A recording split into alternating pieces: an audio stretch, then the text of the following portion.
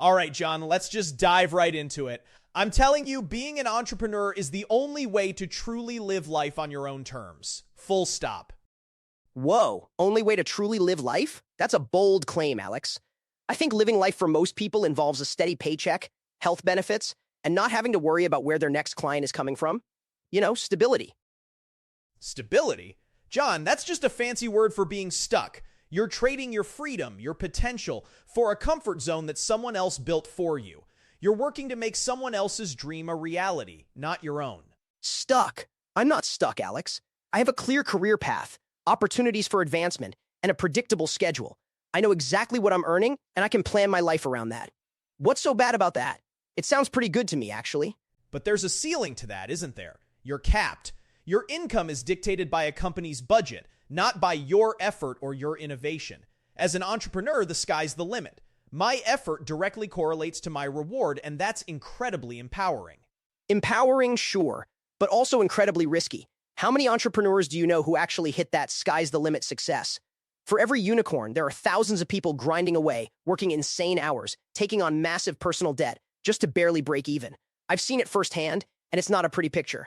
That's the risk, John, and it's a calculated one. It's the price of admission for true independence. When you work for someone else, you're always one layoff away from unemployment, one company acquisition away from losing your job. Where's the stability in that, really? That's a fair point about layoffs, I'll give you that. But a good company offers a safety net, severance packages, outplacement services, and often you can see these things coming. As an entrepreneur, if your main client drops you or your product fails, you're truly on your own. No safety net, just free fall. That sounds a lot scarier to me. But you build your own safety net. You diversify your clients, you learn to pivot, you adapt. That's the beauty of it. You're constantly learning, constantly evolving. You become incredibly resourceful. As an employee, you might specialize in one thing, and if that niche disappears, you're less adaptable. And that constant learning and evolving often means 60, 70, 80-hour work weeks. What about work-life balance, Alex? I get my weekends, I get my evenings, I can switch off when I leave the office. You, on the other hand, always seem to be on. You're constantly thinking about your business, even when you're supposed to be relaxing. It's not work when it's your passion, John. It's building something you care about. And sure, the hours can be long, especially in the beginning, but those hours are invested in my future, my vision, not in making some CEO richer. And honestly, a lot of employees are working just as many hours, often for less appreciation. Less appreciation, maybe, but I'm not stressing about making payroll for 10 other people. I'm not wondering if I can afford my rent next month if a big deal falls through. That kind of stress, Alex, that's not something I envy. The mental toll of entrepreneurship is immense. It's not just financial risk, it's emotional and psychological too. It builds resilience, John. It forces you to grow. And frankly, I'd rather deal with the stress of my own making than the frustration of corporate bureaucracy, office politics, and feeling like a cog in a giant machine. I mean, come on, you've been there. The endless meetings, the pointless reports, the feeling that your voice doesn't really matter. Okay, that's fair. The corporate politics can be a nightmare, I'll definitely concede that. But at least I have a team around me. I have colleagues to collaborate with, to bounce ideas off. You're often out there by yourself, aren't you? It can be pretty isolating, I imagine. Not necessarily. I build my own team, my network. I choose who I work with, which is a huge benefit. No forced collaboration with people you can't stand. And the sense of accomplishment when your vision comes to life, when you see your product or service making a real difference that's unparalleled. It's a legacy you're building. And an employee can contribute to a legacy too, Alex. I'm part of a company that does meaningful work, and my contribution, while perhaps smaller in the grand scheme, is still essential to its success. I get to be part of something bigger without carrying the entire weight on my shoulders. I don't need my name on the building to feel fulfilled. But wouldn't you want to be the one designing the building, John? The one shaping the direction? The feeling of true ownership, of being the ultimate decision maker is what drives me. It's about having that ultimate control over your destiny, not waiting for a promotion or a raise that might never come. Control? Sometimes control means having to micromanage every single detail, because if you don't, it all falls apart. I'd rather have specific responsibilities, excel at them, and then have the mental space to pursue my hobbies, spend time with family, and just, live. My job allows me to fund that life. My job is a means to an end, and it's a very reliable means. And my business is more than just a means to an end. It is my life, in the best possible way. It intertwines with my passions. There's no separation between work and life when you're truly invested. It's all just living.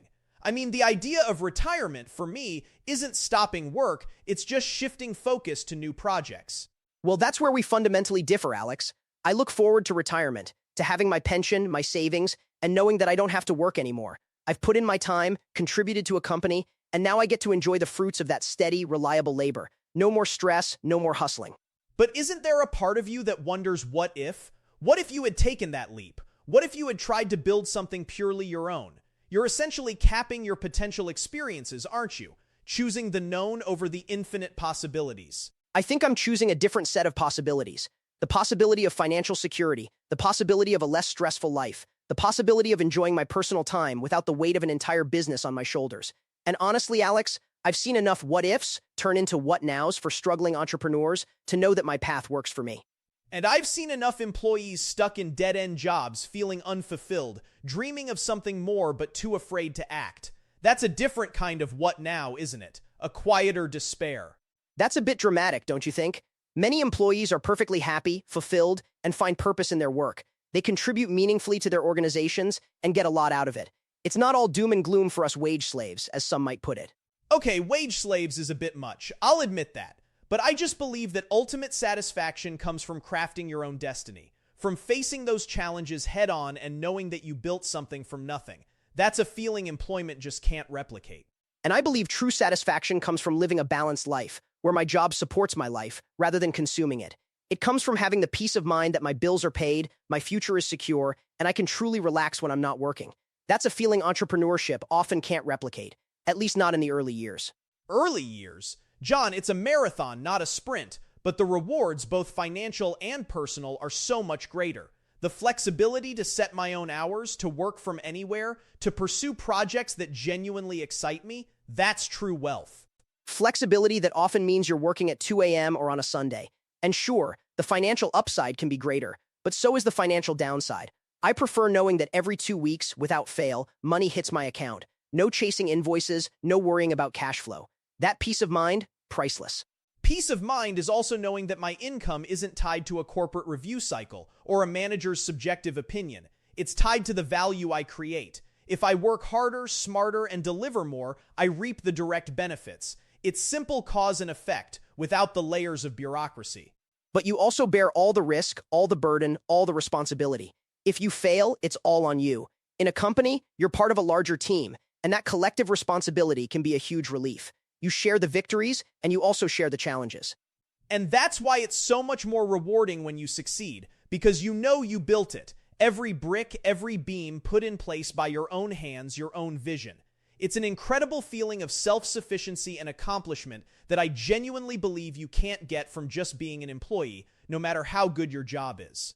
I think you're romanticizing it a bit, Alex. For every self-made success story, there are countless tales of burnout and financial strain.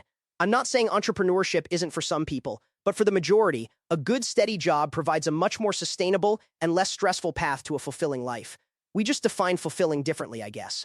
Maybe we do, but I still believe that if you have an idea, a passion, and the drive, not pursuing it is the bigger risk. The risk of regret, of living a life that wasn't entirely yours. That, to me, is the scariest prospect of all. And for me, the biggest risk is putting my family's financial future on the line for an unproven dream. My path gives me the means to support my family, to save for their future, and to provide a comfortable life. And that comfort, that security, allows me to pursue my personal passions on my own time, without the pressure of them having to generate income. So, I think we'll just have to agree to disagree, Alex, but it's been a lively debate. Absolutely, John. Always a pleasure to spar with you. To each their own version of success, right? But I'm still firmly convinced mine's better. Thanks for tuning in, everyone.